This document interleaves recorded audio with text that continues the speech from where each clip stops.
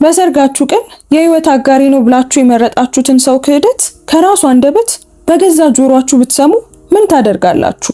ቫኔሳ በደስታ ልታብድ በነበረችበት የሰርጓ ቀን ባሏ ልታደርገው የተዘጋጀችው ማርከስ እርሷን እንደሚስት ሳይሆን እንደ ሀብት መዝረፊያ ቁልፍ ብቻ እንደሚቆጥራት አወቀች። ፍቅራቸው ውሸት፣ ትዳራቸው ደግሞ $800,000 ዕዳ መሸፈኛ ድራማ ነበር። ለሚያየው ሰው ሁሉ ማርከስ ለቫኔሳ ፍጹም ባል ይመስል ነበር። ነገር ግን ከፈገግታው ጀርባ የሚደበቅ አስፈሪ አጭበርባሪ መሆኑን ማንም አላወቀም ነበር።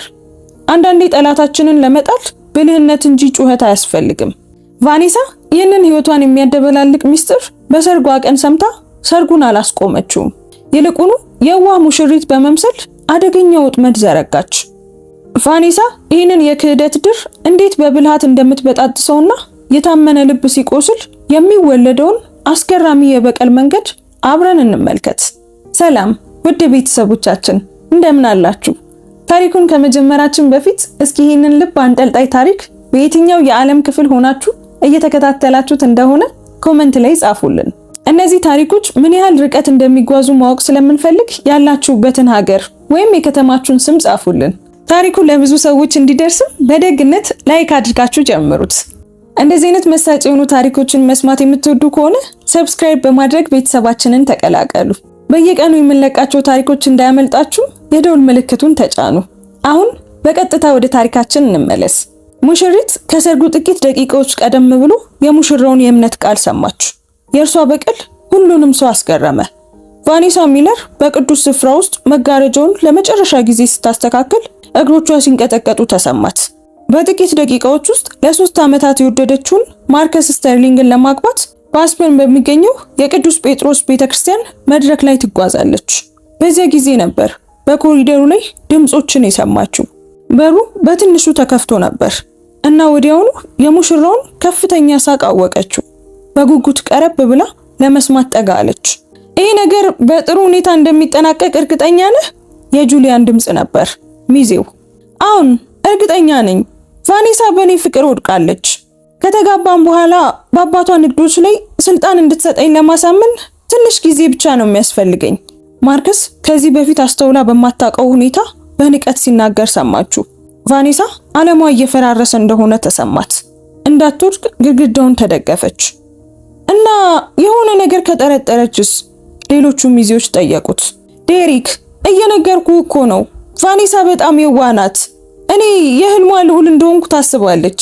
የውክልናውን ስልጣን ስቀበል የሽማግሌው ሪቻርድን አንዳንድ ንብረቶች እሸጣለሁ። እሱ እንኳን አያስተውላቸውም። የሚፈረመውን እያንዳንዱን ሰነድ ለመፈተሽ በኩባንያዎቹ በጣም ተጠምዷል።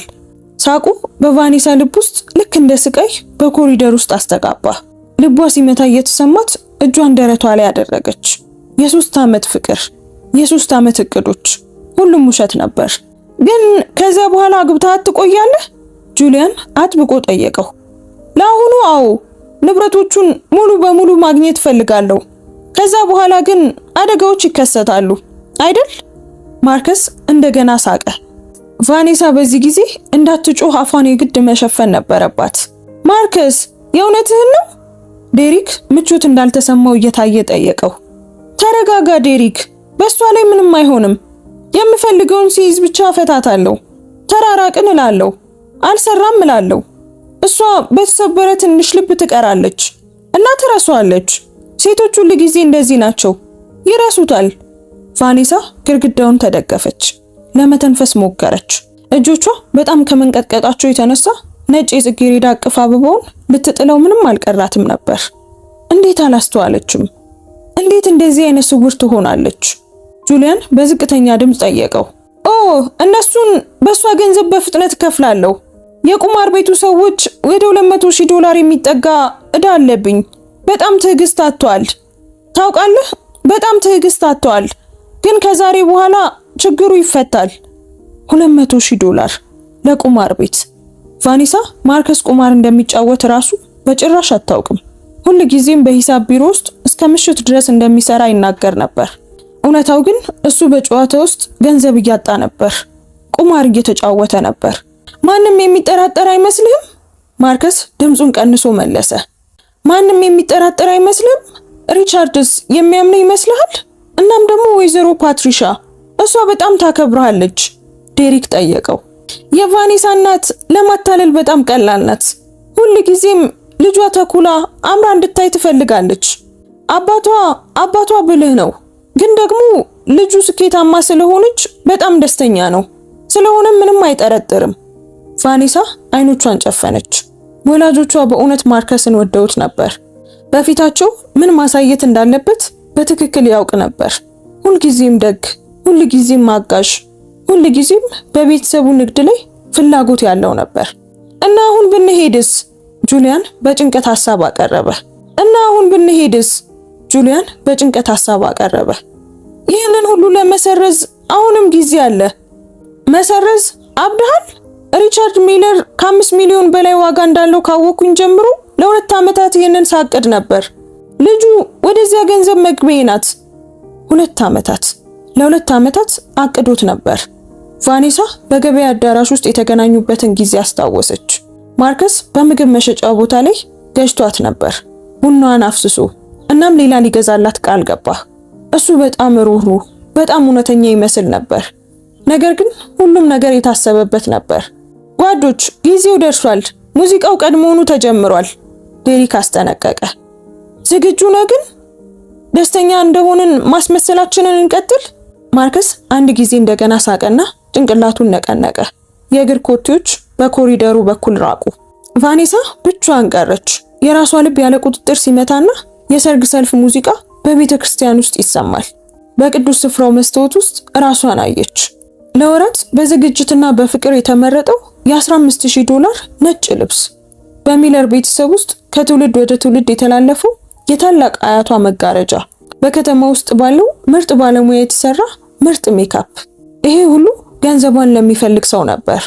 ቫኔሳ በጥልቀት ተነፈሰች እና መውረድ የጀመሩትን እንባዎች አበሰች። አይ አትፈርስም፣ አይሆንም። ለማርከስ ስተርሊንግ ደስታን አትሰጠውም። እሱ በቆሻሻ መንገድ መጫወት ከፈለገ እሷም እንዴት እንደምታደርግ ታውቃለች። የሞባይል ስልኳ ጠራ። ከታናሽ እህቷ የተላከ መልእክት ነበር። ቫል የት ነሽ?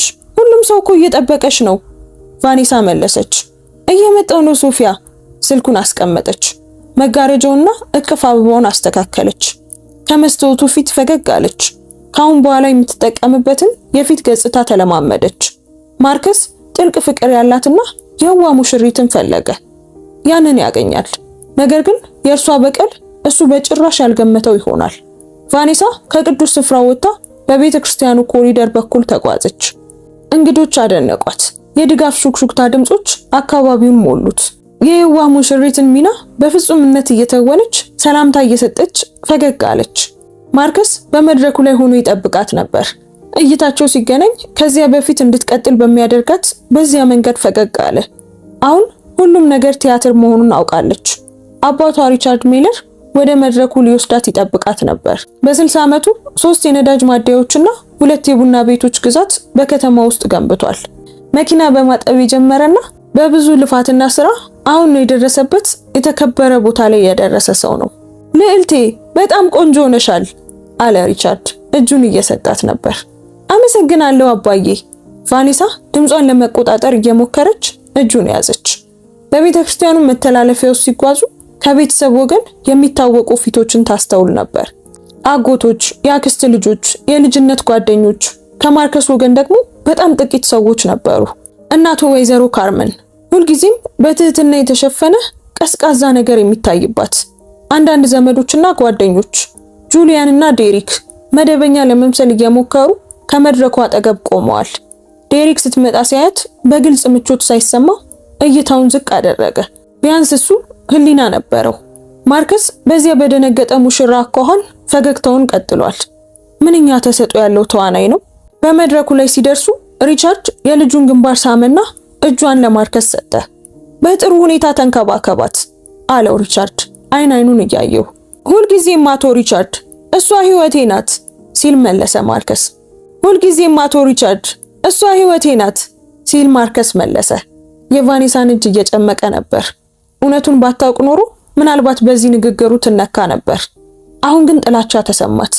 በልጅነቷ ያጠመቋት አባት ሚካኤል ስነ ስርዓቱን ጀመሩ። ቫኔሳ በመጀመሪያዎቹ ክፍሎች ወቅት ሐሳቧን አቋርጣ ነበር። የምታደርገውን በአይምሮዋ በማደራጀት ላይ ትኩረት አድርጋ ነበር። የቫኔሳንና የማርከስን አንድነት ለማክበር እዚህ ተሰባስበናል አሉ አባት ሚካኤል። ጋብቻ በፍቅርና በአክብሮት በጋራ ቅንነት ላይ የተመሰረተ ቅዱስ ተቋም ነው። ቅንነት ምንኛ ጨካኝ ቀልድ ነው። ማርከስ ቫኔሳን እንደ ህጋዊ ሚስት ትቀበላለህ? በደስታም ሆነ በሐዘን፣ በጤናም ሆነ በበሽታ፣ በሀብትም ሆነ በድህነት በህይወት ዘመን ሙሉ ልትወዳትና ልታከብራት ቃል ትገባለህ? እቀበላለሁ፣ ቃል እገባለሁ አለ ማርከስ አይኖቿን በጥልቀት እያየ። ቫኔሳ ማርከስን እንደ ህጋዊ ባልሽ ትቀበያለሽ? በደስታም ሆነ በሐዘን፣ በጤናም ሆነ በበሽታ፣ በሀብትም ሆነ በድህነት በህይወትሽ ዘመን ሁሉ ልትወጁና ልታከብሪው ቃል ትገቢያለሽ? ቫኔሳ ለአንድ ሰከንድ ቆም አለች። እይታዎች ሁሉ በእሷ ላይ እንደሆኑ ተሰማት። ማርከስ እጇን ጨመቀው። ነገር ግን ከፈገግታው በስተጀርባ ያለውን ውጥረት አስተዋለች። እቀበላለሁ ብላ መለሰች እና በፊቱ ላይ ያለውን እፎይታ አየች። ቀለበት መለወጡን ከመቀጠላችን በፊት ጥንዶቹ የግል መግለጫ መስጠት ይፈልጋሉ ሲሉ አባት ሚካኤል አወጁ። ቫኔሳ ገና በፍቅራቸው በምታምኑበት ጊዜ ከሳምንታት በፊት አቅዳው ነበር። አሁን ለሌላ መንገድ ይጠቅማታል። ማርከስ መጀመሪያ ጀመረ። ቫኔሳ ያንን ቀን በገበያ አዳራሽ ውስጥ ስንገናኝ ህይወቴ ለዘላለም እንደተለወጠ አውቅ ነበር። ለቀኖቼ ብርሃን፣ ደስታና አላማን ይዘሽ መጣሽ።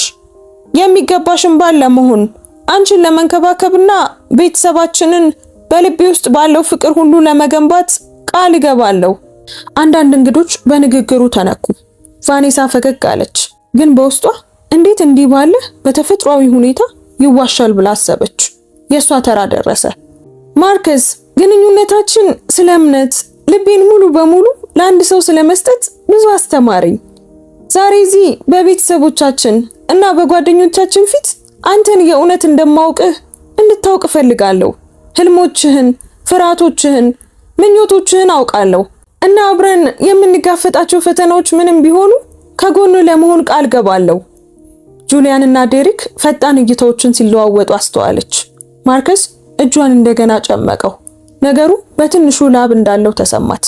አሁን ወደ ቀለበት ልውውጡ መሄድ እንችላለን አሉ አባት ሚካኤል። ማርከስ ቀለበቱን ወስዶ በጣቷ ውስጥ አጠለቀው። ለዘላለም ላፈቅርሽ ቃል እገባለሁ። ቫኔሳም እንደዚሁ አደረገች። ቃላቶቹ በአፏ ውስጥ መራራ ጣዕም ነበራቸው።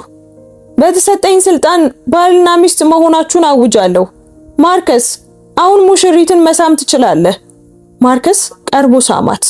ለወራት ያለመችው ነበር። ነገር ግን አሁን ምንም ስሜት የለውም። ውሸት ነው። እንግዶቹ አጨበጨቡ።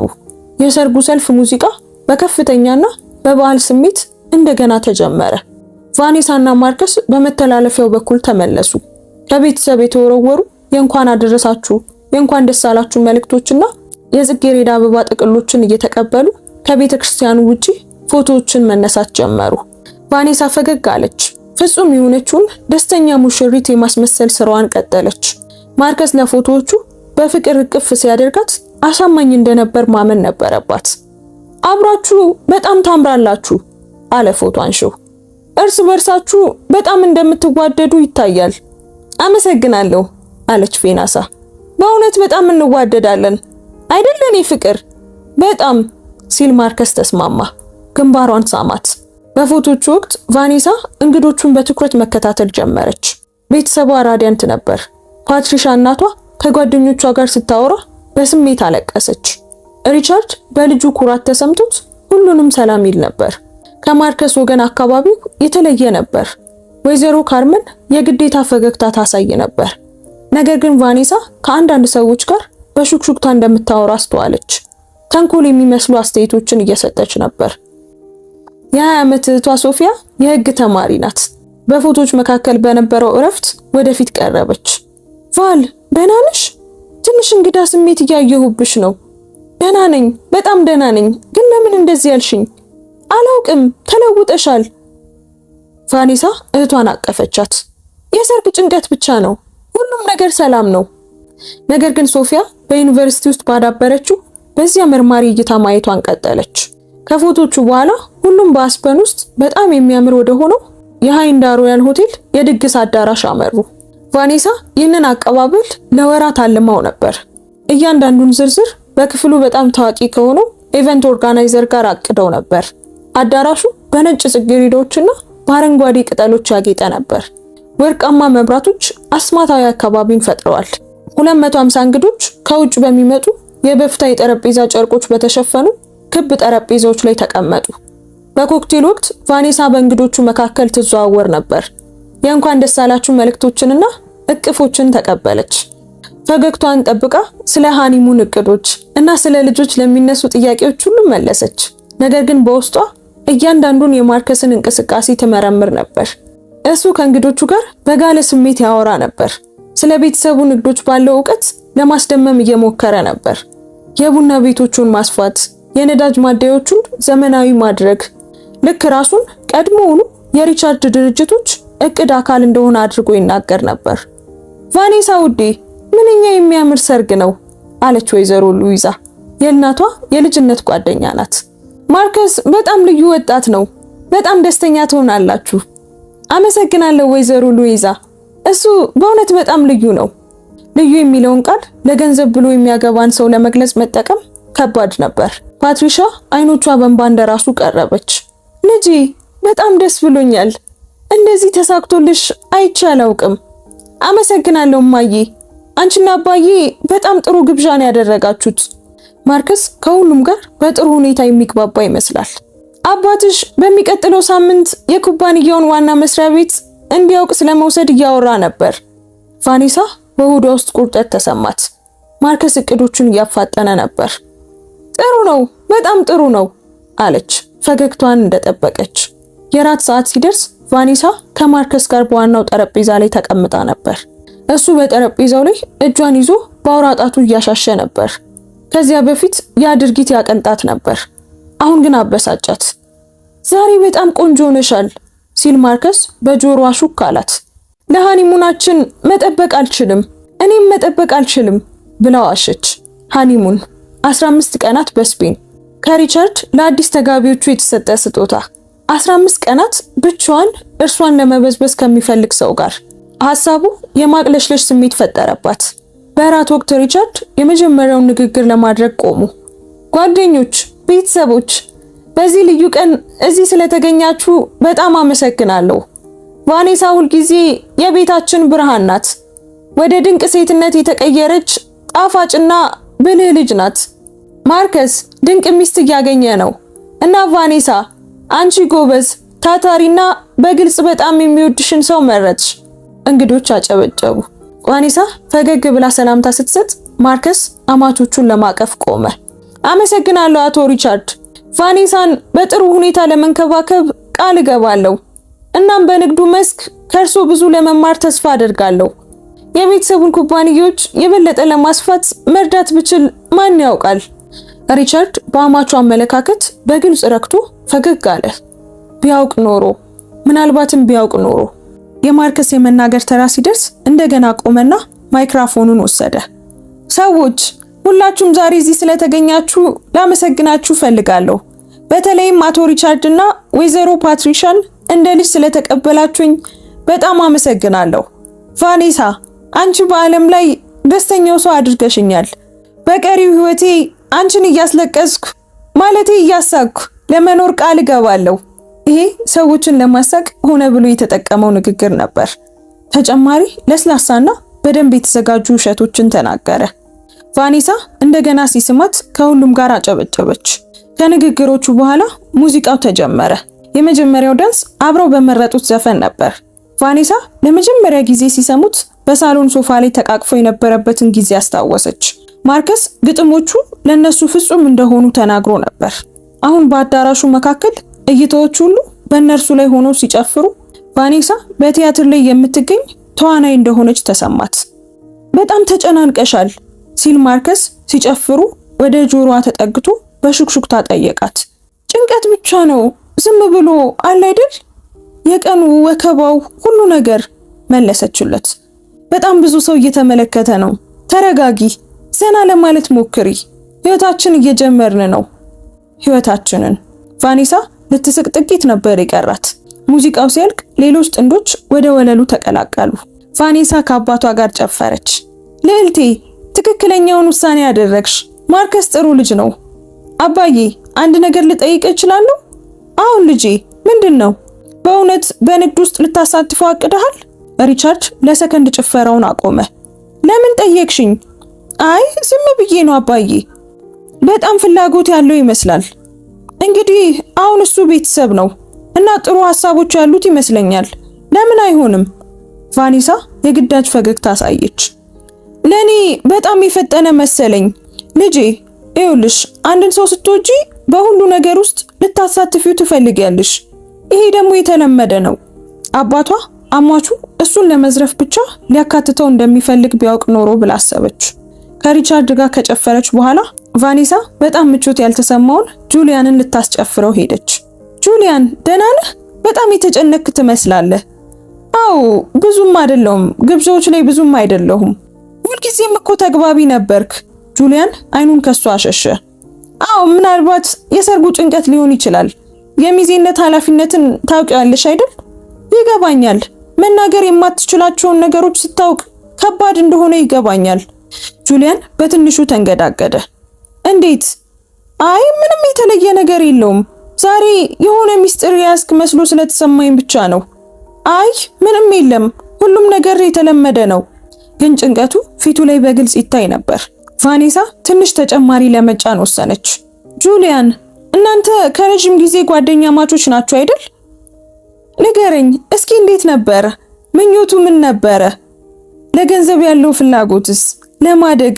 እስኪ ሁሉንም ነገር ንገረኝ። ጁሊያን ጭፈራውን አቆሞ በቀስታ አያት። ቫኔሳ ለምን ይሄንን ጠየቅሽኝ? አይ ዝም ብዬ ጉጉት ነው። ስለ ባለቤቴ ማወቅ ፈልጌ ነው። በጓደኞቹ በኩል ያለውን ነገር በደንብ ማወቅ ፈልጌ ነው። ተመልከቺ ማርከስ፣ እሱ አንዳንድ ጊዜ ውስብስብ ነው። ውስብስብ ነው ማለት እንዴት? ጁሊያን ማርከስ አቅራቢያ ለመሆኑን ለማረጋገጥ ዙሪያውን ተመለከተ። ምናልባት ሌላ ቀን ማውራቱ ይሻላል። መቼ ነው የምናወራው ጁሊያን? ካገባውኝና ከረፈደ በኋላ። የጁሊያን ፊት ገረጣ። ቫኔሳ አንተ ምን? ጁሊያን በጥልቀት ተነፈሰ። ለማሳመን ሞከርኩ። ይህ ስህተት እንደሆነ ልነግረው ሞክሬያለሁ። እሱ ግን አይሰማም። ቫኔሳ ጭፈራውን ሙሉ በሙሉ አቆመች። ስለምን እያወራህ ነው? ሰምተሽዋል አይደል? ለዛ ነው እነዚህን ጥያቄዎች የምትጠይቂኝ። ምንድነው የሰማሁት? ቅድም የነበረንን ውይይት እዚያ ነበርሽ። ቫኔሳ ልቧ ሲፋጠን ተሰማት። አውቀውባታል። ግን በተመሳሳይ ጊዜ ጁሊያን ሁሉንም ነገር እያረጋገጠላት ነበር። እና በዚህ መረጃ ምን ለማድረግ አቅደሻል? ሲል ጠየቀ። ግልጽ ፍርሃት በፊቱ ላይ ይታይ ነበር። አሁን አላውቅም ብላ በታማኝነት መለሰችለት። ግን እንዲጠቀምብኝ እንደማልፈቅድ አውቃለሁ። ቫኔሳ ለፈጣሪ ብለሽ እዚህ ቅሌት አታድርጊ። 200 ሰዎች ተሰብስበዋል። አትጨነቅ ጁሊያን፣ እዚህ ምንም ለማድረግ አላቀድኩም። እሺ ታዲያ ምን ልታደርጊ ነው ያሰብሽው? ቫኔሳ ከጧት ጀምሮ ለመጀመሪያ ጊዜ በእውነት ፈገግ አለች።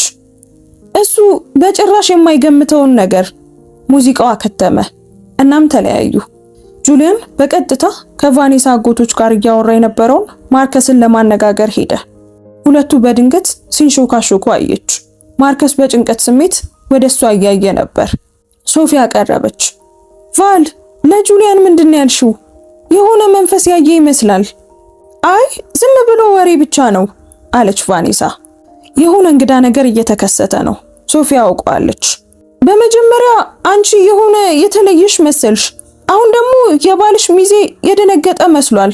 ቆይ ምን እየሆነ ነው? ቫኔሳ እህቷን ትኩር ብላ አየቻት። ሶፊያ ብልህ ነበረች። ሕግ ታጠናለች። ምናልባት ልትረዳት ትችል ይሆናል። ሶፊያ ጥያቄ ሳትጠይቂ አንድ ውለታ ልትውይልኝ ትችያለሽ? እንደ ውለታው ይወሰናል። ስለ ማርከስ በድብቅ መረጃ እንድትፈልጊልኝ እፈልጋለሁ። ምን አይነት መረጃ? የፋይናንስ መረጃ፣ ዕዳዎች፣ ከዚህ በፊት የነበረበትን ሁሉንም ነገር ማወቅ እፈልጋለሁ። እነዚያን የዩኒቨርሲቲውን ዳታቤዞች ማግኘት ትችያለሽ አይደል? ሶፊያ አይኖቿን አፈጠጠች። ይህ ምን አይነት ነገር ነው? ስለሱ እንዴት አወቅሽ? እባክሽን ሶፊያ እመኝኝና ያልኩሽን ብቻ አድርጊልኝ። ለቤተሰቦቻችን ምንም ነገር እንዳትናገሪ። ቢሆንም ቫኔሳ በጣም እያስፈራሽኝ ነው።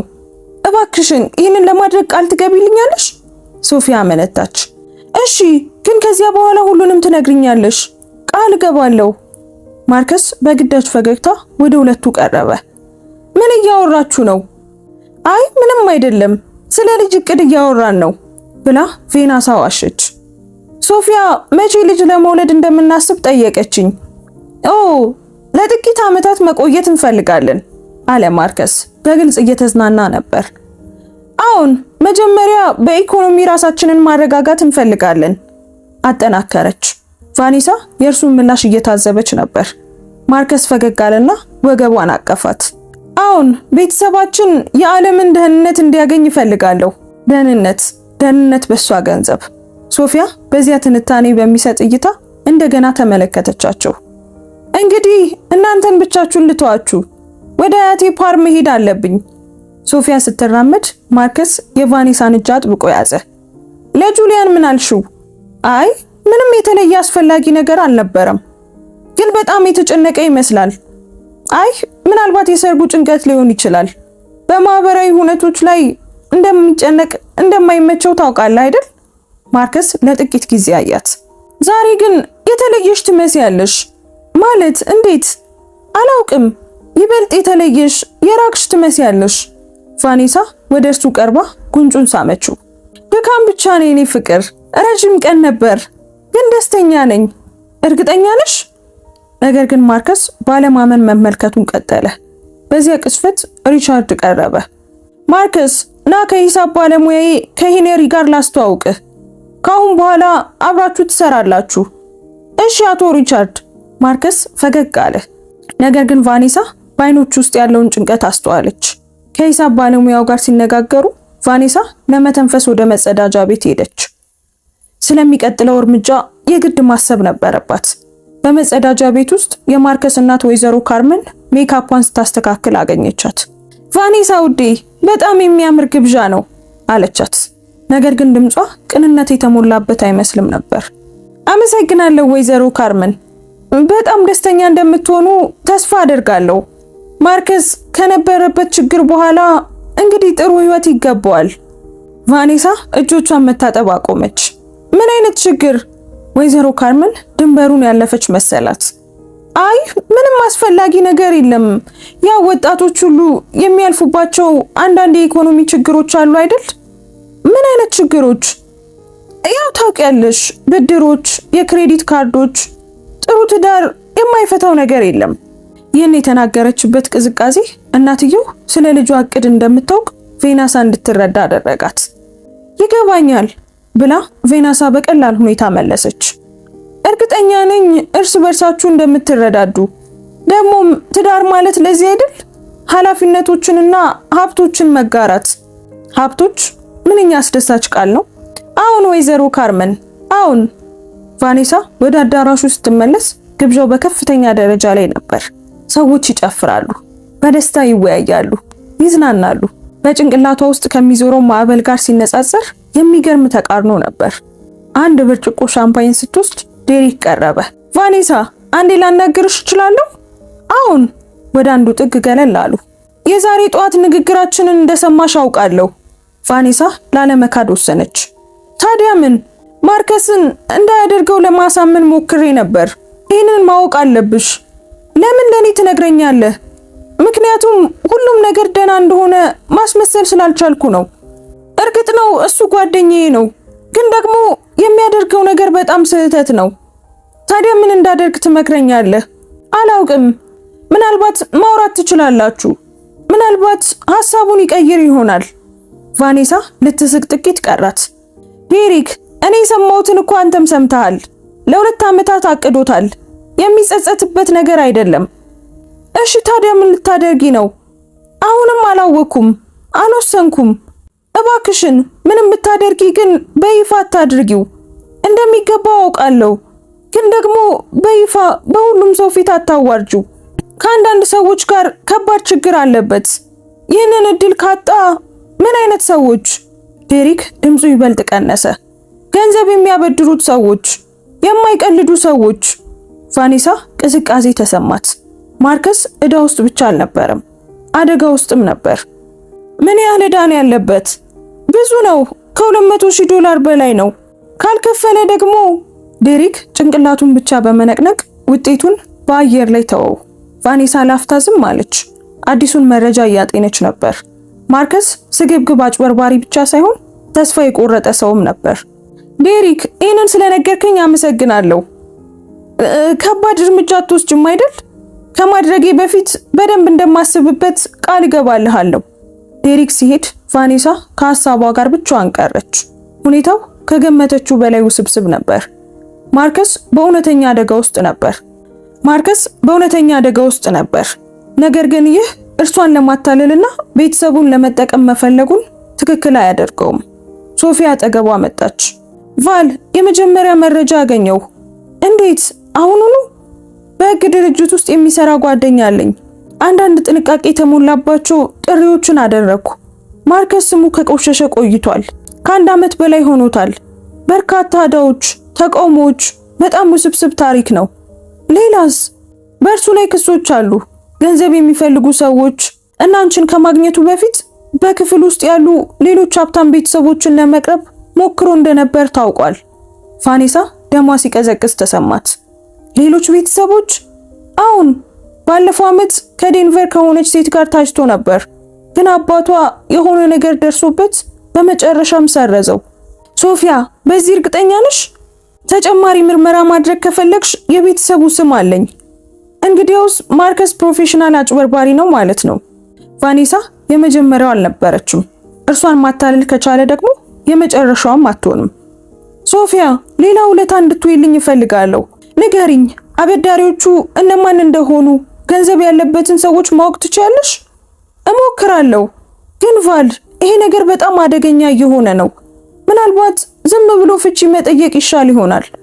አይ፣ ያንን ካደረግኩ በሌሎች ሴቶች ላይ ተመሳሳይ ነገር ማድረጉን ይቀጥላል። ደግሞም በሆነ መንገድ በቤተሰባችን ላይ በቀል ሊፈልግ ይችላል። እሺ፣ ታዲያ ምን ለማድረግ አሰብሽ? ቫኔሳ ስለ ንግድ እቅዶች ከሪቻርድ ጋር በደስታ ወደሚያወራው ወደ ማርከስ ተመለከተች። የፈለገውን በትክክል እሰጠዋለሁ፣ ግን እንደጠበቀው አይደለም። አልገባኝም። አሁንም እቅዱን እያደራጀሁት ነው፣ ግን እመኚኝ። የቀረው ምሽት በውሸት ፈገግታና በትወና አለፈ። ቫኔሳ ደስተኛ ሙሽሪት በመምሰል ጨፈረች፣ አወራች፣ ፎቶ ተነሳች። ማርከስም ትወናውን ቀጥሎ ነበር። ነገር ግን ግብዣው እንዲያልቅ ይበልጥ እየተጨነቀ እንደመጣ ቫኔሳ አስተዋለች። እኩለ ሌሊት አካባቢ ለባህላዊ የመውጫ ሰዓት ዝግጅት ተጀመረ። ቫኔሳ እቅፍ አበባውን ወረወረች። አንዲት ያላገባች የአክስት ልጅ ያዘችው። እሷና ማርከስ ለመጨረሻ ፎቶዎች ኬኩን ደግመው ቆረሱ። በመጨረሻም በዚያው ሆቴል ወደሚገኘው የሙሽሮች ስብስብ የሚሄዱበት ሰዓት ደረሰ። ሪቻርድ እና ፓትሪሻ በእንባ ተሰናበቷቸው። ልጄ፣ ደስተኛ ሁኚ አለች ፓትሪሻ። እርስ በርሳችሁ ተዋደዱ አለ ሪቻርድ። ማርከስን ልክ እንደ ልጁ አቅፎ ነበር። ቢያውቅ ኖሮ፣ ያሰበለትን ያቀደለትን ቢያውቅ ኖሮ። በሆቴሉ ሊፍት ውስጥ ማርከስ በመጨረሻም እረፍት አገኘ። ኡፍ! በመጨረሻም አለቀ። ደስታን በማስመሰል ደክሞት ነበር። ቫኔሳ በመገረም አየችው። ማርከስ የተናገረውን ተረዳና ራሱን ለማስተካከል ሞከረ። አይ ማለቴ እንደዛ ለማለት ፈልጌ አይደለም። ግብዣው በጣም ያደክማል። ብዙ ሰው፣ ብዙ ጫጫታ። አሁን ግን እኛ ሁለታችን ብቻ ነን። አሁን ሁለታችን ብቻ ነን። ቫኔሳ ደገመችው። በክፍል ውስጥ ማርከስ ለመታጠብ በቀጥታ ወደ መታጠቢያ ቤቱ ሄደ። ቫኔሳ ሞባይሏን አንስታ ለሶፊያ መልእክት ለመላክ እድሉን ተጠቀመች። ለነገ የምታገኙን መረጃ ሁሉ ፈልጋለሁ፣ አስቸኳይ ነው። ምላሹ በፍጥነት ደረሳት። እየሰራሁበት ነው፣ ግን ቫል ተጠንቀቂ እሺ፣ እነዚህ ሰዎች አይቀልዱም። ቫኔሳ ስልኳን አስቀመጠች። ማርከስ ከመታጠቢያ ቤት ሲወጣ ቀደም ሲል እብድ በሚያደርጋት በዚያ አታላይ ፈገግታ ቀረባት። በመጨረሻም ብቻችንን ሆነናል ወይዘሮ ስተርሊንግ፣ ወይዘሮ ስተርሊንግ ደገመችው። አሁንም እንግዳ ይመስላል አይደል? ግን ትለምጂዋለሽ አላት። ሊስማት እየሞከረ ነበር። ቫኔሳ ቀስ ብላ ራቀችው። ማርከስ በጣም ደክሞኛል፣ ነገ ብናደርገውስ? የፊቱ ገጽታ በፍጥነት ተለዋወጠ። የእውነትሽን ነው? ይሄ እኮ የመጀመሪያ የጋብቻ ምሽታችን ነው። አይ በጣም ከባድ ቀን ስለነበር ብቻ ነው። ሁሉንም ማሰብ አለብኝ።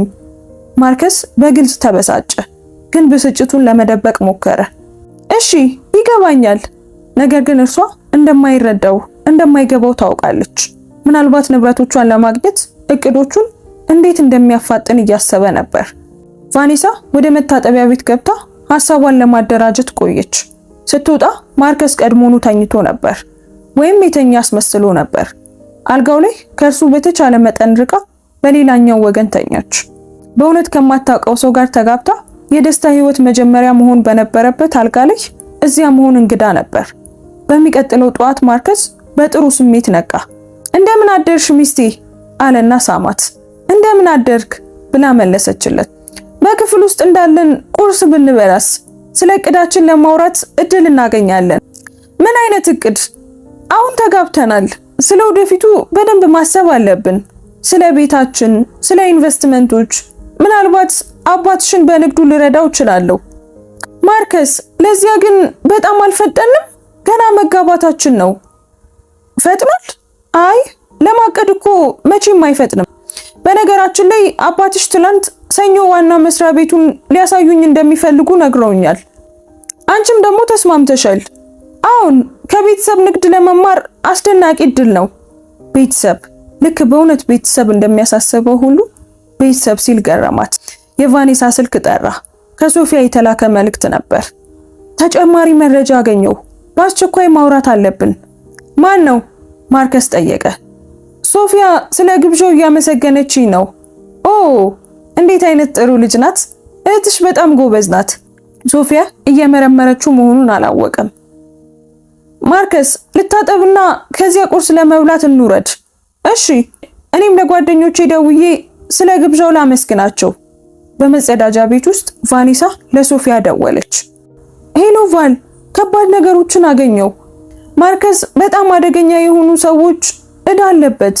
200 ሺህ ብቻ አይደለም 500 ሺህ ዶላር ገደማ እዳ አለበት። 500 ሺህ ሌላ ተጨማሪ ማለት ነው።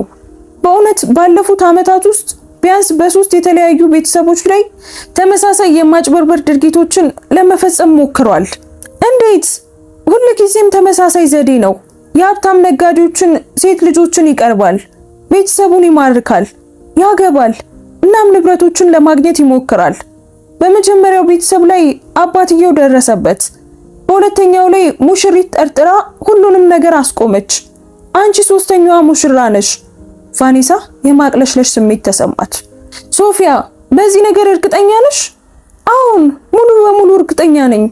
ከአንዷ የቀድሞ ፍቅረኛው ጋር ተነጋግሬያለሁ። ሁሉንም ነግራኛለች። አበዳሪዎቹ ደግሞ ህገ ወጦች፣ ስውር ቁማር ቤቶችና የስፖርት ውድድር ውስጥ ያሉ ሰዎች ናቸው። ማርከስ ከባድ ሱሰኛ ነው ቫል። ካልከፈለ ደግሞ የቀድሞ ፍቅረኛው ቀድሞውኑ ብዙ ጊዜ እንደዛቱበት ነግራኛለች። ለዚያ ነው እንደዚህ ተስፋ የቆረጠው። ቫኔሳ መረጃውን ሁሉ እያጤነች ዝም አለች። ቫል አለሽ? አለው ሶፊያ፣ ይሄ ነገር ስለደረሰብሽ በጣም አዝናለሁ። አሁን ምን ልታደርጊ ነው? እቅዴን ወደ ስራ አስገባለሁ። ምን አይነት እቅድ? እሱን በኋላ እነግርሻለሁ። ግን አንድ ተጨማሪ ነገር እፈልጋለሁ። እነዚህ አበዳሪዎች እነማን እንደሆኑ በትክክል ማወቅ ትቻለሽ? ስሞችና አድራሻዎችን እፈልጋለሁ። እንዴት እንደምናገኛቸው እያንዳንዱን ነገር ማወቅ እፈልጋለሁ። ቫኔሳ፣ ያ በጣም አደገኛ ነገር ነው። ሶፊያ እመኚኝ፣ ምንም አይነት የሞኝነት ስራ አልሰራም። እሺ፣ ግን ሁሉንም ነገር እንደምትነግሪኝ ቃል ግቢልኝ። ቃል ገባልሻለሁ። ስልኩን ስትዘጋው ቫኔሳ ላፍታ በመስታወት ራሷን አየች። ከላይ ማርከስ አታልያታለሁ ብሎ የሚያስባት የዋ ሙሽሪት። ስልኳን ስትዘጋው ቫኔሳ በመስታወት ውስጥ ራሷን አየች። ማርከስ አታልያታለሁ ብሎ ከሚያስባት የየዋ ሙሽሪት ፊት የተለየች ቁርጠኛ ሴትን አየች። ወደ ክፍሉ ተመልሳ ማርከስ በስልክ ሲያወራ አገኘችው። አሁን ሁሉም ነገር ፍጹም ነበር። አሁን የጊዜ ጉዳይ ብቻ ነው። አይ እሷ ምንም አትጠረጥርም። ሰኞ ካማቺ ጋር መስራት ጀምራለሁ። ማርከስ መምጣቷን ሲያስተውል ስልኩን በፍጥነት ዘጋው። ጁሊያን ስለ ግብዣው እያወራኝ ነበር አለ። በጣም ጥሩ ነው አለች ቫኔሳ ውሸት መሆኑን በሚገባ እያወቀች። በሆቴሉ ምግብ ቤት ውስጥ ቁርስ ላይ ማርከስ በጣም ተደስቶ ነበር። ቫኔሳ፣ የጫጉላ ሽርሽሩን ብንሰርዘው ምን ይመስልሻል? አባትሽ ንግዱን ሊያስተምሩኝ በሚለው ሐሳብ በጣም ተደስቷል። ይህንን እድል ደግሞ ማጣት አልፈልግም። ማርከስ፣ በስፔን 15 ቀናት ናቸው።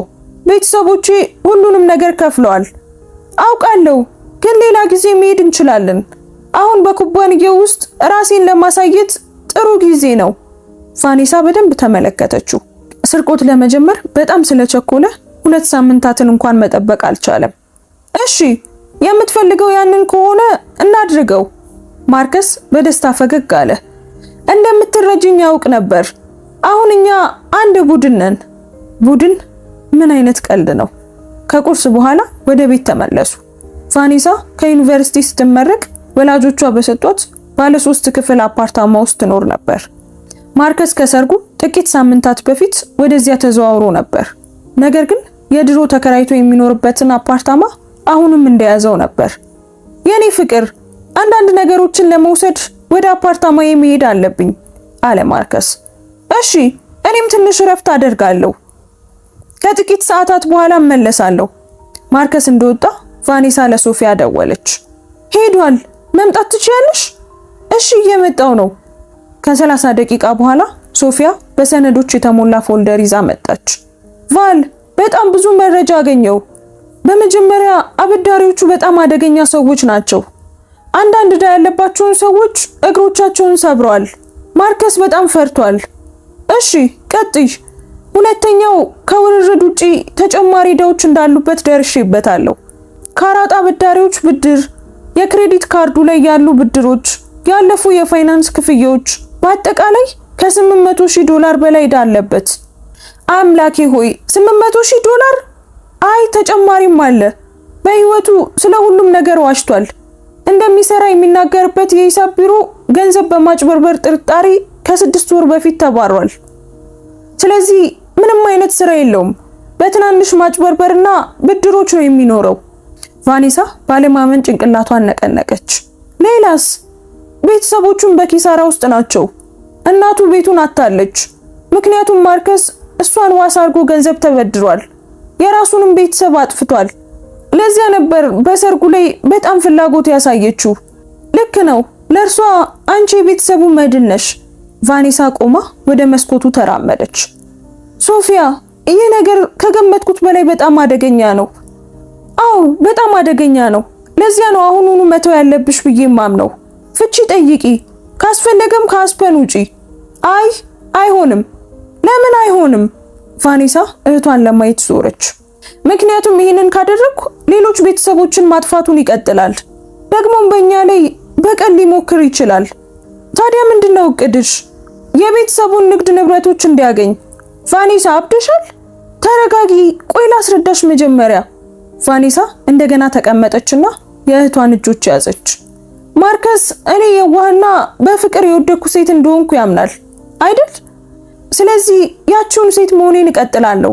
የአባቴን ንግዶች እንዲያገኝ እረዳዋለሁ። እንዲያውም የውክልና ስልጣንና አስፈላጊ ሰነዶችን እንዲፈርም ሐሳብ አቀርብለታለሁ። አሁንም አልገባኝም ሶፊያ፣ ህግ እያጠናች ነው።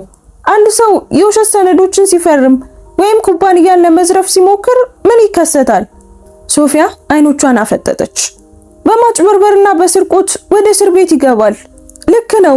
እና ያ ሰው ከወንጀለኞች ጋር ዕዳ ካለበት የወንጀል ሪከርድ መኖሩ ለሁኔታው ብዙም አይረዳውም አይደል? ቫኔሳ፣ እንዲታሰር ነው የምትፈልጊው? በቂ ማስረጃ ይዤ እኛን ለመዝረፍ ሲሞክር እጅ ከፍንጅ እንዲያዝ እፈልጋለሁ። ከእንግዲህ ይህንን በማንም በሌላ ሰው ላይ እንዳያደርግ ማረጋገጥ እፈልጋለሁ። ግን በጣም አደገኛ ነገር ነው። ከነቃስ? አይ አይነቃም። እሱ እኔን በጣም ነው የሚንቀኝ። ሶፊያ ላፍታ አሰበች። አበዳሪዎቹስ? ለነሱ ሌላ እቅድ አለኝ። ቫኔሳ ፈገግ አለች። ከነሱ ጋር ስምምነት አደርጋለሁ። እንዴት? እፈልጋቸውና የማርከስን ዕዳ ለመክፈል ሐሳብ አቀርብላቸዋለሁ። በምላሹ ደግሞ አንዳንድ ነገሮችን ያደርጉልኛል። ምን አይነት ነገሮች? እኛን ለመዝረፍ እንደሞከረ ማስረጃ ሲኖርኝ ለባለስልጣናት አሳልፌ ይሰጠዋለሁ። ግን ከዚያ በፊት በጭራሽ የማይረሳውን ትምህርት ሰጠዋለሁ። ሶፊያ ጭንቅላቷን ነቀነቀች። ቫል፣ ይህ በጣም አደገኛ ነገር ነው። ምናልባት ግን ከእንግዲህ በማንም ላይ ጉዳት እንዳያደርስ ለማረጋገጥ ብቸኛው መንገድ ነው። ማርከስ እኔን ይንቀኛል። ይህ ደግሞ ትልቁ ለማሸነፍ የምጠቀምበት ቁልፍ ነው። ሶፊያ በረጅሙ ተነፈሰች። እሺ ምን እንዳደርግ ትፈልጊያለሽ? በመጀመሪያ የአበዳሪዎቹን ዝርዝር መረጃ ስጪኝ። ስሞች፣ አድራሻዎች፣ እያንዳንዱን ነገር ስጪኝ። ሁለተኛ ደግሞ በሚቀጥሉት ቀናት የሚያደርገውን ሁሉ በሰነድ እንድትይዥልኝ እፈልጋለሁ። ማለት በሰነድ እንዴት? ድምጾች፣ ፎቶዎች፣ የሰነድ ቅጂዎች፣ እኔን ለማታለል እየሞከረ መሆኑን የሚያረጋግጥ ማንኛውንም ነገር። በእውነት እስከ መጨረሻው ለመሄድ ዝግጁ ነሽ? ቫኔሳ እንደገና በመስኮት ተመለከተች። ከአፓርታማው የከተማ መሃል ላይ ያለውን የአባቷን ኩባንያ ማየት ትችል ነበር። ማርከስ በጥቂት ሳምንታት ውስጥ ሊያጠፋው የፈለገው የሶስት ትውልድ የታማኝነት ስራ።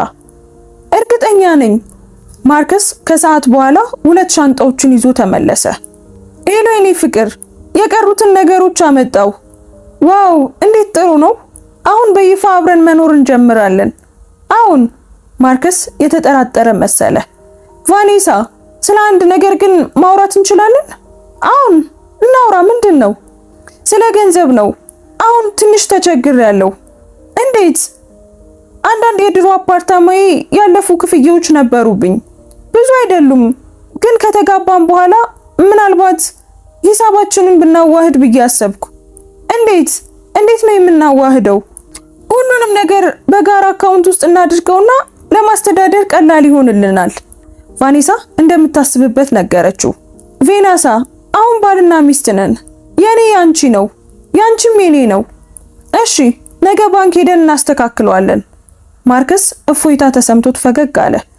ከአባትሽ ጋር ስለመስራትስ ምን አሰብሽ? ነገ ሊወስደኝ ይፈልጋል። ኩባንያውን ለማወቅ በጣም ጓጉቻለሁ። ጥሩ ነው፣ በጣም ጥሩ ነው። በጥሩ ሁኔታ እንደሚሄድልህ እርግጠኛ ነኝ። እንግዲህ አምንሃለሁ። በነገራችን ላይ እያሰብኩኝ ነበር፣ ሂደቶችን ለማፋጠን አባትሽ አንዳንድ ሰነዶች ላይ እንድፈርም የውክልና ስልጣን ቢሰጠኝስ?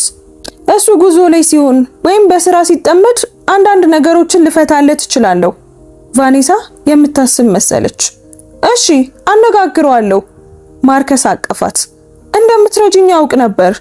እኛ እውነተኛ ቡድን ነን። በዚያ ምሽት ማርከስ ሲተኛ ቫኔሳ የእቅዱን ቀጣይ እርምጃዎች ለማደራጀት ለሶፊያ መልእክት ላከች። ስለ ማርከስ አበዳሪዎች ኢንተርኔት ላይ መረጃ ፈልጋ የሚያስደነግጥ ነገር አገኘች። በሚቀጥለው ጠዋት ማርከስ በደስታ ነቃ። ዛሬ ከአባትሽ ጋር የምሰራበት የመጀመሪያ ቀኔ ነው። ተጨንቄያለሁ።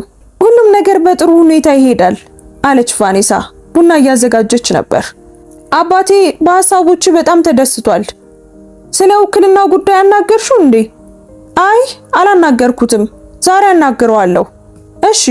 ማርከስ ወደ ኩባንያው ሲወጣ ቫኔሳ ለሪቻርድ ደወለች። አባዬ ላናገር እችላለሁ? ምንድነው? የተፈጠረ ነገር አለ እንዴ? አይ የለም፣ ስለ ማርከስ ነው።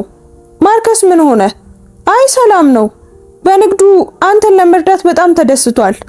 እንዲያውም ሂደቶቹን ለማፋጠን የውክልና ስልጣን ልትሰጠው እንደምትችል እየጠየቀኝ ነው። በሌላኛው ወገን ዝምታ ሰፈነ።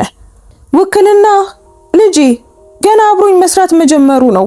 ለዚያ በጣም አልፈጠንም? እኔም ያንን ነው ያልኩት። ግን በእውነት ለመርዳት እንደሚፈልግ አጥብቆ ጠየቀኝ። ስለ ጉዳዩ ላስብበት። ለጊዜው መሰረታዊ ነገሮችን አስተምረዋለሁ። እሺ አባዬ፣ ምንም መቸኮል አያስፈልግም። ቫኔሳ፣ አንድ ነገር ልጠይቅሽ። ደህና ነሽ አይደል? ከሰርጉ በኋላ ትንሽ የተለየሽ ትመስያለሽ። ቫኔሳ በጥልቀት ተነፈሰች። ደህና ነኝ አባዬ። ብዙ ለውጦች ባንዴ ስለሆኑ ነው። ይገባኛል። ግን የምትፈልጊው ነገር ካለ አባትሽ እዚህ አለ። እሺ? አመሰግናለሁ አባዬ። ስልኩን እንደዘጋች ቫኔሳ ለመውጣት ተዘጋጀች። ማርከስ ዕዳ ካለበት ሰዎች መካከል ከአንዱ ጋር ቀጠሮ ነበራት። በከተማው መሃል ባለ ካፌ ውስጥ ነበር። ቫኔሳ ቀትር ላይ ደረሰች። ራሚሬዝ የሚባል የ40 ዓመት ዕድሜ ያለው ሽበት ጣል ጣል ያደረገበትን ሰው ፈለገች። ቫኔሳ ነሽ አላት። አሁን አንተ ራሚሬዝ ነህ? አዎ። ራሚሬዝ ቫኔሳ እንደገመተችው አደገኛ ወንጀለኛ አይመስልም። እንደ ማንኛውም ነጋዴ ሊታይ የሚችል ተራ ልብስ የለበሰ ሰው ነበር። እንግዲህ የማርከስ ሚስት አንቺ ነሽ አላት ቡናውን እያማሰለ። አዎ ነኝ። እና ዕዳውን መክፈል ትፈልጊያለሽ? አዎን፣ ግን አንዳንድ ቅድመ ሁኔታዎች አሉኝ። ራሚሬዝ ሳቀ። ቅድመ ሁኔታ? ሴትዮ፣ አንቺ ቅድመ ሁኔታ የምታስቀምጪበት ሁኔታ ላይ አይደለሽም። አዎ ነኝ። እናንተ ገንዘቡን ትፈልጋላችሁ፣ እኔ ደግሞ ገንዘቡ አለኝ። ግን በምላሹ አንዳንድ ነገሮችን እፈልጋለሁ። ምን አይነት ነገሮች? ቫኔሳ በጥልቀት ተነፈሰች። ማርከስን ለጥቂት ቀናት ይበልጥ እንድታስጨንቁ ትፈልጋለሁ። ምንም አይነት ጥቃት እንዳታደርሱበት፣ ግን ዝም ብላችሁ እንድታስፈራሩ ትፈልጋለሁ። ይሄንን ለምንድን ነው የምታደርጊው? ትምህርት ልሰጠው ስላሰብኩ እንደሆነ ቁጠሩት። ራሚሬስ ለአፍታ በደንብ አጠናት። ለገንዘብ ብሎ እንዳገባሽ ደርሰሽበት ነው አይደል? እንዴት አወቀ ትይኝ ይሆናል። ነገር ግን $800,000 ዕዳ ያለበት ሰው ለፍቅር ብሎ አያገባም፣ ለችግር ብሎ ነው የሚያገባው። $800,000 ይህ ሁሉ ከናንተ ላይ ያለበት ነው፣ ከኛና ከሌሎች 5 ሰዎች ጋር። ማርከስ በጣም ብዙ ችግር ውስጥ ነው የገባው። ሁሉንም ከከፈልሽ ነፃ ይሆናል። ግን ከዚያ በፊት በአንድ ነገር ልትረዱኝ ትችላላችሁ? እንደ ነገሩ ይወሰናል። ቫኔሳ ማርከስን ከቤተሰቧ ሲሰርቅ እጅ ከፍንጅ ለመያዝ ስላላት እቅድ ለራሚሬዝ ነገረችው። ራሚሬዝ ሁሉንም ነገር በትኩረት አዳመጠ። በጣም አስደሳች ነው አላት በመጨረሻ። ይህ ይሳካል ብለሽ ታምኛለሽ? እርግጠኛ ነኝ። ታዲያ ከዚህ አንቺ ምን ታተርፊያለሽ? ከእንግዲህ በማንም ላይ ጉዳት እንደማያደርስ ማረጋገጫ አገኛለሁ። ራሚሬዝ አሰበበት። እሺ ይህንን እናደርጋለን። ማስረጃዎችን እንድታገኚ 5 ቀናት እሰጥሻለሁ። እስከዚያው እኛ ጫና ማድረጋችንን እንቀጥላለን። ከዚያ በኋላ ዕዳውን ትከፍያለሽ፣ እኛም ከህይወታችሁ እንጠፋለን። ተስማምተናል? አሁን ተስማምተናል። ነገር ግን የሆነ ነገር ከተበላሸ፣ እያደረግሽ ያለውን ነገር ከደረሰበት እኛ ተጠያቂ አንሆንም። ገብቶኛል። ራሚሬዝ ሊሄድ ሲነሳ አንድ ጥያቄ ጠየቃት። ለምን ዝም ብለሽ ፍቺ አትጠይቂም? አይ አልጠይቅም። ይህንን የማደርገው ለኔ ብቻ ሳይሆን ለማታለል ለሞከራቸው ሴቶች ሁሉ ነው። ጎበዝ ነሽ፣ በጣም በጣም ጎበዝ ነሽ።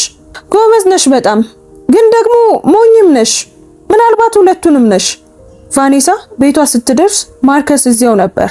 በጣም ተጨንቋል። የመጀመሪያ ቀን እንዴት ነበር ጠየቀችው። ውስብስብ ነበር።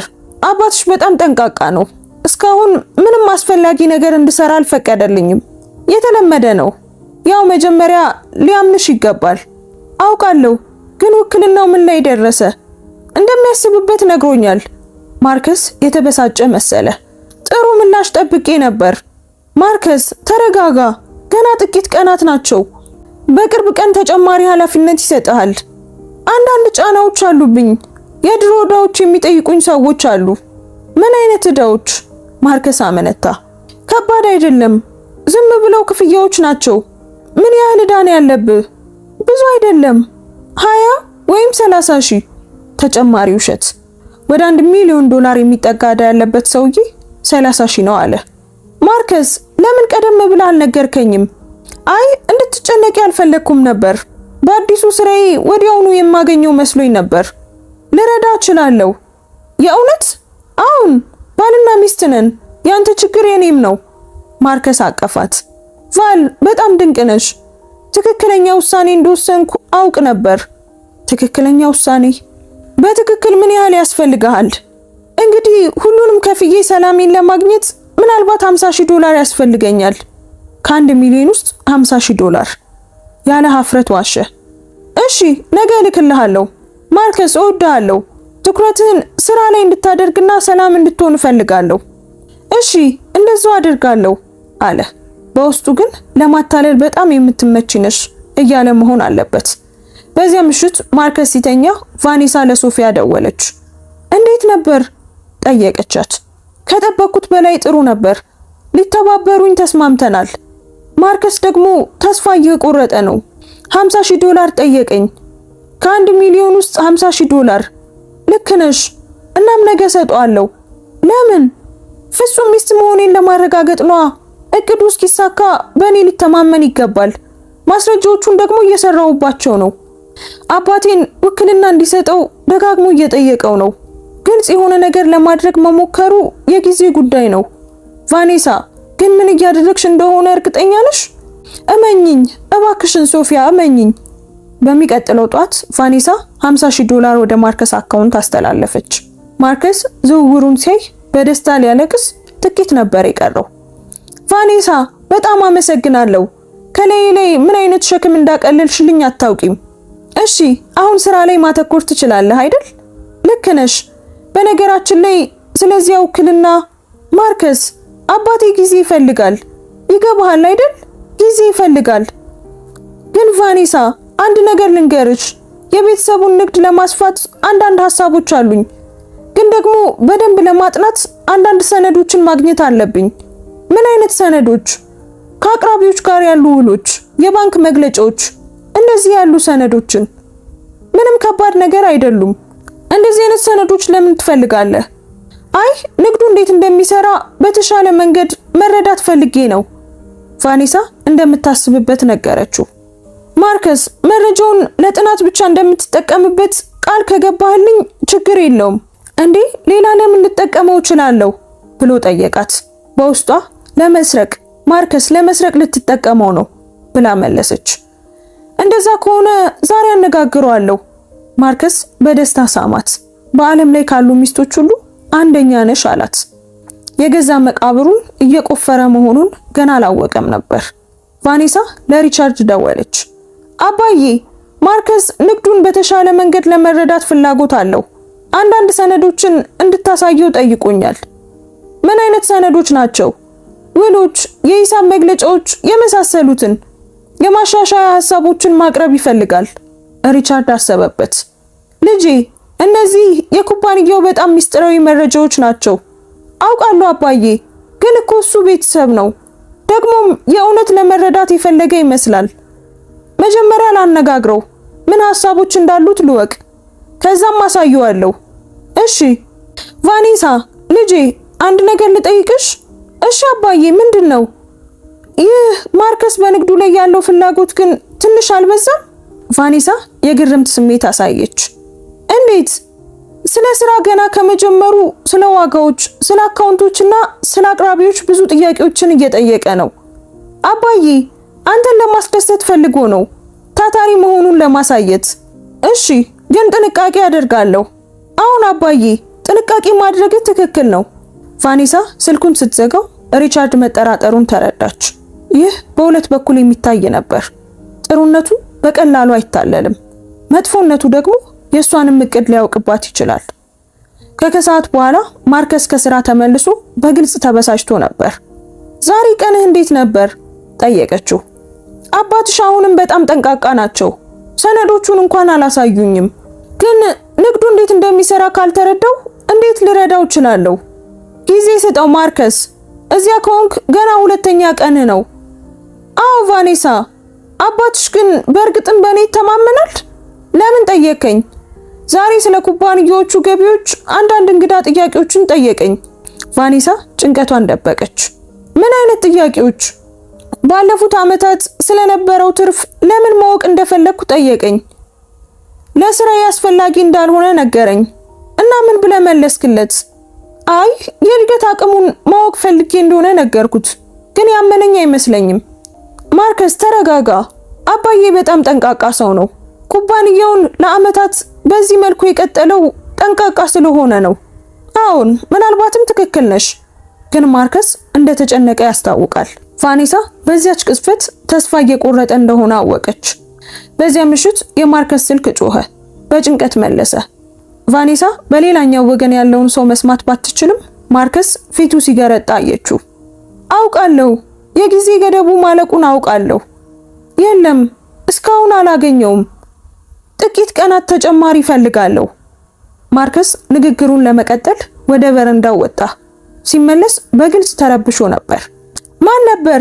ቫኔሳ ጠየቀች። ማንም፣ ይሄ የሥራ ጉዳይ ነው። ገና ስራ ከጀመርኩ 2 ቀን አይደል እንዴ? አይ ከዚህ በፊት ሰራበት የነበረው የቢሮ ደንበኛ ጉዳይ ነው። ማርከስ ደህና ነህ? ግን በጣም የተረበሽክ ትመስላለህ። አይ ደህና ነኝ፣ ዝም ብሎ ድካም ነው። ግን አልነበረም፣ በፍርሃት ተውጦ ነበር። በሚቀጥለው ጧት ማርከስ ከመቼውም በላይ ተጨንቆ ቀድሞ ወደ ስራ ወጣ። ቫኔሳ ዛሬ ስለ ብድሩ አባትሽን ታነጋግረዋለሽ? እሺ አደርገዋለሁ። በጣም አስፈላጊ ነው። ገብቶኛል። ገንዘቡ ለምን እንደሚያስፈልግ ከጠየቀኝ ምን ልበለው? እዳዎቻችንን ሁሉ ከፍለን ያለ ፋይናንስ ጭንቀት አዲስ ህይወት ለመጀመር እንደሆነ ንገሪው። እሺ። ማርከስ እንደወጣ ቫኔሳ ወዲያውኑ ለሪቻርድ ደወለች። አባዬ እሱ ተስፋ ቆርጧል። እንዴት? ተጨማሪ $100,000 ብድር ጠይቋል። የጊዜ ገደቡ ደግሞ አርብ ነው። አርብ? ምን አይነት የጊዜ ገደብ ነው? የአበዳሪዎች አባዬ እስከ አርብ ካልከፈለ ከባድ እርምጃ ይወስዱበታል። ቫኔሳ ይሄ በጣም አደገኛ እየሆነ ነው። አውቃለሁ አባዬ፣ ለዚያ ነው እቅዱን ማፋጠን ያለብን። ምን አይነት እቅድ? ዛሬ ገንዘቡን እሰጠዋለሁ፣ ግን ደግሞ በአንድ ቅድመ ሁኔታ። ምን አይነት ቅድመ ሁኔታ? ዝውውሩን በቀጥታ በኩባንያው አካውንት እንዲያደርግ የውክልና ስልጣኑን እንዲጠቀም። ቫኔሳ ያ በጣም አደገኛ ነገር ነው አባዬ። እጅ ከፍንጅ ለመያዝ ብቸኛው መንገድ ነው። ዝውውሩን ካደረገ የስርቆት ሙከራ የህግ ማስረጃ ይኖረናል። ሪቻርድ አሰበበት። ምንድነው እየሆነ ያለው? ለጥቂት ደቂቃዎች ግራ ተጋባ። በኩባንያው በኩል ለማድረግ ካልተስማማስ? ይስማማል አባዬ። በጣም ተስፋ ስለቆረጠ ጥያቄ ውስጥ አይገባም። እሺ ልጄ፣ ሁሉንም ነገር ግን እከታተላለሁ። እሺ አባዬ። ቫኔሳ ለማርከስ ደወለች። ውዴ፣ ስለ ብድሩ ለአባዬ ነግሬዋለሁ። ገንዘቡን ሊያበድረን ተስማምቷል። ማርከስ እፎይታ ተሰምቶት ተነፈሰ። አመሰግናለሁ ቫኔሳ፣ ህይወቴን አተረፍሽው። ግን አንድ ቅድመ ሁኔታ አለ። ምን አይነት ቅድመ ሁኔታ? ከፍተኛ መጠን ያለው ገንዘብ ስለሆነ ገንዘቡን ለመቆጣጠር እንዲመቸው ዝውውሩን በቀጥታ ከኩባንያው አካውንት እንድታደርገው ይፈልጋል። ማርከስ አመነታ። ከኩባንያው? አዎን፣ የውክልና ስልጣን ስለተሰጠ ዛሬ ከሰዓት በኋላ ዝውውሩን በዚያ ማድረግ ትችላለህ። እሺ፣ ዛሬ ማድረግ ትችላለህ? አዎን እችላለሁ። ወደ የትኛው አካውንት ነው ገንዘቡን የማስተላልፈው? በቀጥታ ወደ ግል አካውንት ማስተላለፍ ትችላለህ። ከዚያም ዕዳዎችን ትከፍላለህ። እሺ ቫኔሳ፣ አመሰግናለሁ። አይ ምንም አይደለም የኔ ፍቅር። ቫኔሳ ስልኩን ስትዘጋው እቅዱን ወደ ስራ እንዳስገባች አወቀች። ማርከስ እጅግ ተስፋ ከመቁረጡ የተነሳ እሷ የፈለገችውን በትክክል ለማድረግ ተስማማ። ከኩባንያው ወደ ግል አካውንቱ ገንዘብ ለማስተላለፍ የውክልና ስልጣኑን መጠቀም። ይህ በማጭበርበርና በገንዘብ ምዝበራ ለመክሰስ በቂ ማስረጃ ይሆናል። ለሪቻርድ ደወለች። ሁሉንም ነገር አስረዳችው። አባዬ በመጨረሻም ተስማምቷል። ዛሬ ከሰዓት ዝውውሩን ያደርጋል። ቫኔሳ እርግጠኛ ነሽ? ግን እያደረግሽው ያለሽው ነገር በጣም አደገኛ ነው። እስከ መጨረሻው ለመሄድ እርግጠኛ ነሽ? አባዬ ከእንግዲህ ማንም ላይ ጉዳት እንዳያደርስ ብቸኛው መንገድ ይሄ ነው። እሺ፣ የአካውንቱን እንቅስቃሴ ሙሉ በሙሉ እከታተላለሁ። እና አባዬ ዝውውሩን ሲያደርግ ለፖሊስ ትደውላለህ? እችላለሁ፣ መደወል እችላለሁ። ግን አንቺስ? ይህ ሲሆን የት ትሆኛለሽ? ሩቅ እሆናለሁ አባዬ። ሲታሰር አቅራቢያው መሆን አልፈልግም። ከሰዓት በኋላ ቫኔሳ ከቤት ውስጥ ወጥታ ከተማ መሃል ወደሚገኝ ካፌ ሄደች። ከዚያ ሶፊያ ደወለች። ዛሬ ቀኑ ነው። ይህንን ግን እንደምትፈልጊው እርግጠኛ ነሽ? አዎን። ማርከስ ዛሬ ከኩባንያው $100,000 ለማስተላለፍ ይሞክራል። ልክ ሲያደርገው አባዬ ለፖሊስ ይደውላል። ከዚያም በማጭበርበር ይታሰራል። ከእንግዲህ ማንም ላይ ይህንን ነገር አያደርግም። ቫኔሳ በቀል ቢፈልግስ? አይችልም፣ ምክንያቱም እስር ቤት ውስጥ ነው የሚሆነው። ከቀኑ 10 ሰዓት ላይ ሪቻርድ ደወለ። ልጄ ዝውውሩን አድርጓል። $100,000 ከኩባንያው አካውንት ወደ ግል አካውንቱ ገብቷል። ማስረጃዎች ሁሉ አሉን። አሁንስ ለፖሊስ ልደውል? አሁን አባዬ፣ ስላመንከኝ አመሰግናለሁ። ምን እያደረግሽ እንደሆነ በትክክል እንደምታውቂ ተስፋ አደርጋለሁ። ከአንድ ሰዓት በኋላ ሪቻርድ እንደገና ደወለ። ፖሊሶች ወደ ኩባንያው መጡ። ማርከስ እጅ ከፍንጅ ተያዘ። ምን ተሰማው አባዬ? መጀመሪያ ላይ ለመካድ ሞከረ። ከዚያም አንቺ እንደፈቀድሽለት ተናገረ። ነገር ግን ዝውውሩ የተደረገው በኩባንያው የውክልና ስልጣን መሆኑ ሲታይ ምንም ሊረዳው አልቻለም። አሁንስ? አሁን በማጭበርበርና የውክልናን ስልጣን ያለ አግባብ በመጠቀም ክስ ይቀርብበታል። ለዓመታት ሊታሰር ይችላል። ቫኔሳ የእፎይታና የሐዘን ስሜት ተሰማት። እቅዷ ተሳክቷል። ነገር ግን አብረው ቤተሰብ ለመመስረት አልማ የነበረው ሰው ሲታሰር ማየት በጣም ያሳዝናል። ህይወቷ ወደ ሌላ አቅጣጫ ተለውጧል። አባዬ አሁን ወደ ቤት መመለስ እችላለሁ? ልጄ ትችያለሽ። በማንኛውም ጊዜ ወደ ቤትሽ መመለስ ትችያለሽ። ግን ቫኔሳ በጣም ጎበዝና ብልህ ሴት ነሽ። ልጄ ኮርቼብሻለሁ። ቤተሰባችንን ሊያፈራርስ የሚችለውን ማጭበርበር በጥንቃቄ አተረፍሽው። ቫኔሳ ቤት ስትደርስ ጁሊያን እና ዴሪክ በር ላይ ሲጠብቋት አገኘቻቸው። ቫኔሳ ስለሆነው ነገር ሰማን አለ ጁሊያን። ይቅርታ ልንጠይቅሽ እንፈልጋለን አለ ዴሪክ። ስህተት መሆኑን ከመጀመሪያው ጀምሮ እናውቅ ነበር፣ ግን ምንም ነገር ለማድረግ ድፍረቱ አልነበረንም። አሁን ምን ማድረግ ትፈልጋላችሁ? በሱ ላይ ምስክር መሆን እንፈልጋለን አለ ጁሊያን። ስለ እቅዶቹ የምናውቀውን ነገር ሁሉ እንናገራለን። ለምንድን ነው ይሄንን የምታደርጉት? ምክንያቱም ትክክለኛው ነገር ይሄ ስለሆነ ነው። አንቺ እኛ ያልነበረንን ድፍረት አሳየሽን። ቫኔሳ ወደ ውስጥ እንዲገቡ ጋበዘቻቸው። ለ2 ሰዓታት ያህል ስለ ማርከስ እቅዶች፣ ስለ ዕዳዎቹና ስለ ቀደሙት ማጭበርበሮች የሚያውቁትን ሁሉ ነገሯት። ሁሉም ነገር በፍርድ ቤት እንደ ማስረጃ እንዲያገለግል ተቀረጸ። ሲወጡ ቫኔሳ በመጨረሻም ብቻዋን ቀረች። ሶፋዋ ላይ ተቀመጠችና ስቅስቅ ብላ አለቀሰች። የሐዘን ሳይሆን የእፎይታ ለቅሶ ነበር። ነፃ ሆናለች። ከ3 ቀን በኋላ ራሚሬዝ መጣ። እንደተስማማነው ለዕዳ ክፍያ መጣው። የማርከስ ዕዳ በሱ ላይ ማስረጃ ስታገኚ እንደምትከፊን ተናግረሽ ነበር። እውነት ነው፣ ግን አሁን ታስሯል። እውነት ነው፣ ግን አሁን ታስሯል። ዕዳዎቹ ካሁን በኋላ የኔ ኃላፊነት አይደሉም። ራሚሬዝ ፈገግ አለ። ሴትዮ ከገመትኩት በላይ ብልህ ነሽ። እንዴት? እሱን ጫና ውስጥ ለመክተት እኛን ተጠቀምሽብን። የፈለግሽውን ማስረጃ አገኘሽ። አሁን ደግሞ ምንም መክፈል አያስፈልግሽም። በትክክል ነገሩ እንደሱ ነው። ብልህ፣ በጣም ብልህ ነሽ። እና እናንተ አሁን ምን ታደርጋላችሁ? ምንም ማድረግ አንችልም። ማርከስ ታስሯል። አሁን የሚከፍልበት ምንም መንገድ የለውም። ዕዳውን እንደተዘጋ እንቆጥረዋለን። እንዴት እንደተዘጋ? ያሳየሽው ትርኢት ከማንኛውም ክፍያ በላይ ዋጋ ነበረው። ሰውየው ሀብታም ለመሆን አስቦ ነበር ያገባው። ነገር ግን ተመልከቺ፣ አሁን እስር ቤት ገብቷል። በፍጹም የማይረሳውን ትምህርትን ያስተማርሽው። ራሚሬዝ ሊነሳ ሲል አንቺ ብልህ ሴት፣ ከኛ ጋር ለመስራት ከፈለግሽ አሳውቂኝ። በጣም ችሎታለሽ። አመሰግናለሁ፣ ግን ይቅርብኝ። ከ2 ሳምንታት በኋላ ቫኔሳ ማርከስን እስር ቤት ልትጠይቀው ሄደች። ከስቶና ተጎሳቅሎ ነበር። ለምን መጣሽ አላት። የፈለግሽውን ነገር አግኝተሻል። ሙሉ በሙሉ አጥፍተሽኛል። ማርከስ፣ ራስን ያጠፋው አንተ ራስህ ነህ። እኔ ማንነትን ለማሳየት እድሉን ብቻ ነው የሰጠሁ። ከመጀመሪያው ታውቂ ነበር አይደል?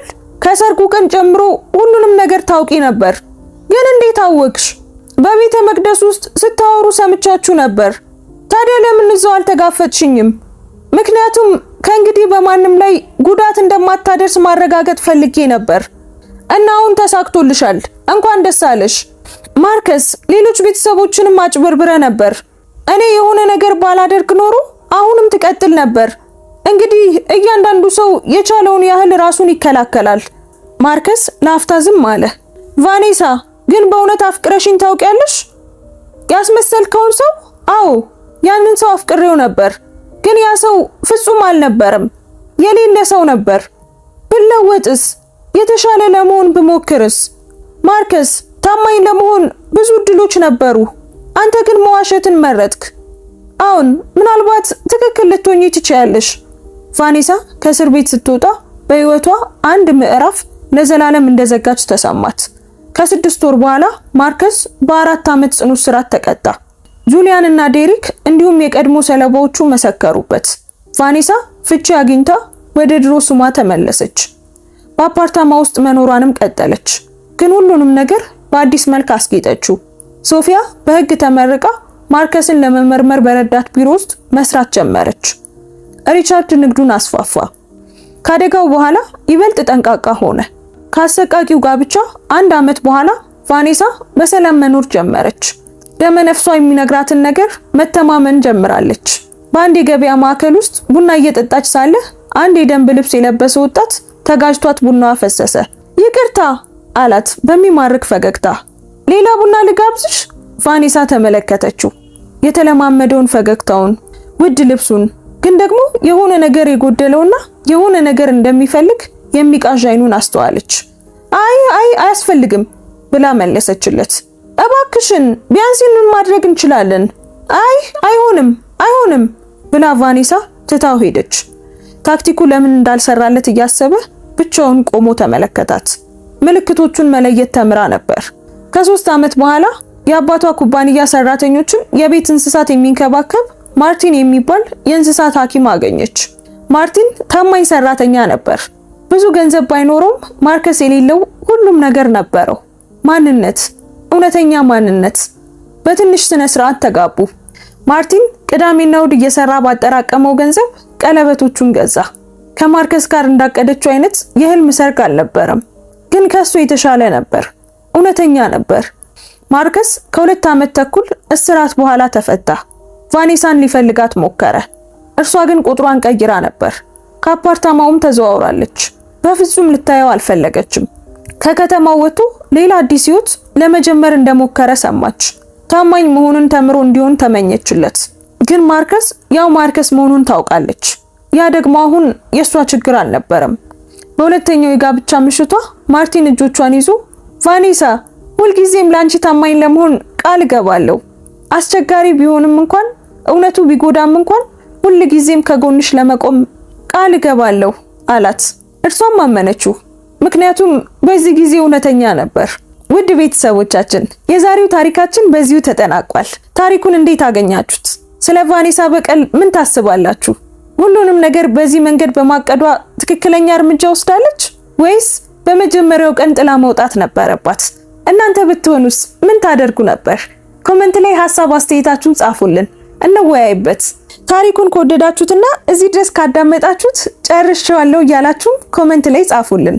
እንደዚህ አይነት መሳጅ ታሪኮችን መስማት የምትወዱ ከሆነ የዩቲዩብ ቻናላችንን ሰብስክራይብ በማድረግ ቤተሰባችንን ተቀላቀሉ። በየቀኑ የምንለቃቸው አዳዲስ ታሪኮች እንዲደርሳችሁ የደወል ምልክቱን መጫን እንዳትረሱ። እናመሰግናለን። እንወዳችኋለን። ቸር ቆዩን።